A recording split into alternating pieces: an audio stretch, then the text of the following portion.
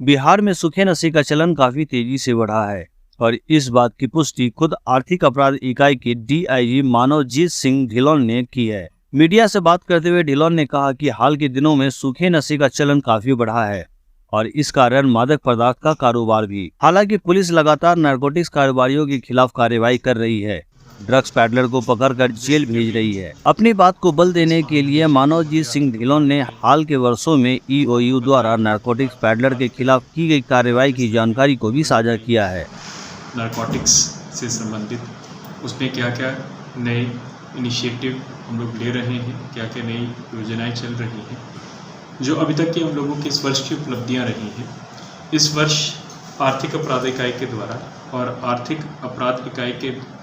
द्वारा जो समन्वय स्थापित किया गया है केंद्रीय एजेंसियों के साथ और जो विभिन्न ज़िला पुलिस है उनके साथ, लगभग 562 एफआईआर दर्ज हुए, जिसमें 822 लोगों को गिरफ्तार किया गया। 5000 केजी गांजा, 73 केजी चरस, 15 केजी हेरोइन और लगभग 19 केजी ओपीएम सीज किया गया। इसके अलावा जो हम लोगों ने विश्लेषण किया है कि इन पारंपरिक जो ड्रग्स हैं, इसके जो नए मैन्युफैक्चर्ड ड्रग्स, जो सिंथेटिक ड्रग्स होते हैं, उनका भी धीरे धीरे जो परिचलन है बढ़ता जा रहा है, खास करके पटना मेट्रो क्षेत्र में और जो बड़े शहर। तो उसके विरुद्ध भी कार्रवाई की गई है, उसके विरुद्ध आसूचना एकत्र की गई और आसूचना आधारित जो ऑपरेशन किए गए उसमें लगभग 6680 बुप्रेनोर्फिन के इंजेक्शंस, लगभग 1,87,993 कोडीन की बॉटल्स और 1,88,511 ऐसी टैबलेट्स जिनका उपयोग चिकित्सीय रूप में भी होता है, परंतु उनका ये हैबिट फॉर्मिंग सब्सटेंसेस होते हैं, उनका अब्यूज़ भी होता है, सब्सटेंस अब्यूज़ भी होता है, उनको सीज़ किया गया है। इसमें जो नारकोटिक्स कंट्रोल ब्यूरो है, डायरेक्टरेट ऑफ रेवेन्यू इंटेलिजेंस है और जो हमारी लीड एजेंसी है पैरामिलिट्री एसएसपी, इनके साथ एक प्लेटफॉर्म में हम लोग आसूचनाएँ शेयर करते हैं और इन्हीं आसूचनाओं को जो विकसित किया जाता है, यहाँ पे हमारा समर्पित सेल है, टेक्निकल सेल, उसी के आधार पर ये सब बरामदगी हुई है और गिरफ्तारियाँ हुई हैं। इसके अतिरिक्त हम लोगों का एक महत्वपूर्ण जिम्मेवारी होती है कि जो ओपीएम उगाया जाता है, कल्टीवेट होता है, खास करके हम लोगों के जो नक्सल प्रभावित क्षेत्र हैं, तो प्रत्येक वर्ष हम लोगों को सैटेलाइट इमेजरी प्राप्त होती है भारत सरकार की तरफ से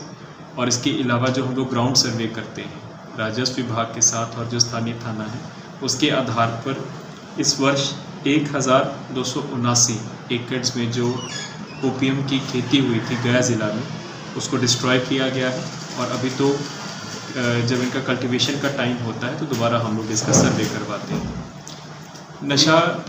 के विरुद्ध जो अभियान चलता है उसमें एक प्रमुख आयाम ये भी है कि जो हम लोग सीज़र करते हैं, जो हमारे मालखाना में पड़ा रहता है, जो सीज ड्रग्स होते हैं, उनका किसी प्रकार से पिलफरेज ना हो, दोबारा मार्केट में नहीं जाए, उसके लिए माननीय सर्वोच्च न्यायालय के द्वारा विस्तृत दिशा निर्देश दिए गए थे, जिसका अनुश्रवण माननीय उच्च न्यायालय भी करते हैं कि विचारण से पूर्व ही उनका डिस्ट्रक्शन कर देना है ताकि उनका मार्केट में रिसर्कुलेशन ना हो। आर्थिक अपराध इकाई उसके लिए नोडल इकाई है, तो आर्थिक अपराध इकाई की पहल से ही संबंधित जो हमारे ज़िला हैं उसमें 46 समर्पित गोदाम 2019 में कार्यरत करवाए गए थे और हम लोग लगातार उनका अनुश्रवण कर रहे हैं और इस वर्ष लगभग 8000 जो हमारे सीज्ड ड्रग्स हैं उनका डिस्ट्रक्शन किया गया है, जिसमें तो 4000 जो केजी गांजा है वो आर्थिक अपराध इकाई के द्वारा ही सीजर किया गया था। इससे ये सुनिश्चित किया जाता है कि चाहे जो केस में ट्रायल हो रहा है उसके ट्रायल की हम लोग ख़त्म होने की वेट ना करें, उससे पूर्व ही, क्योंकि इसमें एक जो पिलफरेज के चांसेस रहते हैं वो कम हो जाते हैं इससे, और इसलिए जितने भी अब मादक पदार्थों को समर्पित गोदामों में ट्रांसफ़र करने की हम लोग कवायद कर रहे हैं और उनके डिस्ट्रक्शन की कवायद कर रहे हैं। पटना में एक विस्तृत हम लोगों ने अभियान चलाया है जिसमें पटना पुलिस का महत्वपूर्ण योगदान है, क्योंकि आप सब जान रहे हैं कि जब से मद्य निषेध लागू हुआ है पूरे राज्य में तो धीरे धीरे जो नारकोटिक्स की कंजम्पशन है बढ़ती जा रही है और जैसा कि अभी अपर पुलिस महानिदेशक महोदय ने बताया कि अपराधों में भी इसका एक योगदान बढ़ता जा रहा है। बहुत से अपराधकर्मी या फिर तो इसके तस्कर हैं या फिर इसका सेवन करके अपराध करते हैं, तो उसके लिए अब जो हमारा एंटी नारकोटिक्स टास्क फोर्स है जो स्पेशली हम लोगों ने क्रिएट किया है, ये सभी ज़िला पुलिस के साथ समन्वय स्थापित करता है और ख़ास करके जो बड़े तस्कर हैं, गांजा तस्कर हैं, उनके विरुद्ध कार्रवाई करते हैं। इसी वर्ष 3 ऐसे महत्वपूर्ण कार्रवाई की गई हैं। पटना के नदी क्षेत्र में भारी मात्रा में गांजा इसको फरवरी में सीज़ किया गया, लगभग 3284 किलोग्राम गांजा थाना क्षेत्र से। उसके बाद पटना में ही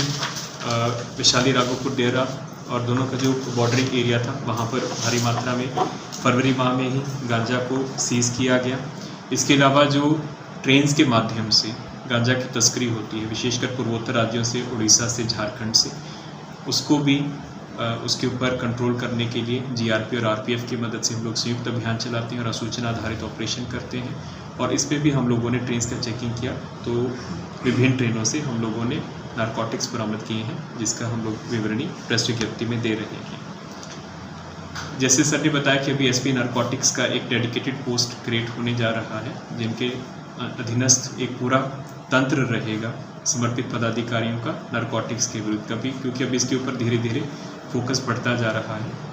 और एक और महत्वपूर्ण चीज़ है कि किसी भी अपराध को आपको नकेल कसनी है तो जो अपराधकर्मी हैं उनके द्वारा जो अपराध जनित संपत्ति जो होती है उसका अधिहरण करना बहुत महत्वपूर्ण होता है। उनका जो भी इकोनॉमिक बेनिफिट्स हैं, जब तक हम उसको चोट नहीं पहुंचाएंगे तो उतना हम लोग इफ़ेक्टिव नहीं हो पाते हैं। इसी क्रम में क्योंकि हम लोग नोडल इकाई हैं तो प्रवर्तन निर्देशालय को कुल 10 केसेस में जो 10 मेजर गांजा तस्करों को आइडेंटिफाई किया गया था। आर्थिक अपराध इकाई के एडीजी नैयर हसनैन खान ने बताया कि आने वाले दिनों में ईओयू की नारकोटिक्स सेल का स्ट्रेंथ को भी बढ़ाया जाएगा। एक एसपी रैंक के अधिकारी सिर्फ इसी काम के लिए पदोन्नत किए जाएंगे और इनको सपोर्ट करने के लिए इंस्पेक्टर और डीएसपी की संख्या भी बढ़ाई जाएगी। इसके अलावा उन सभी हॉट स्पॉट पर अस्थायी रूप से डीएसपी और इंस्पेक्टर को नियुक्त किया जाएगा, जहां से मादक पदार्थ के बढ़ते चलन पर ब्रेक लगाया जा सके।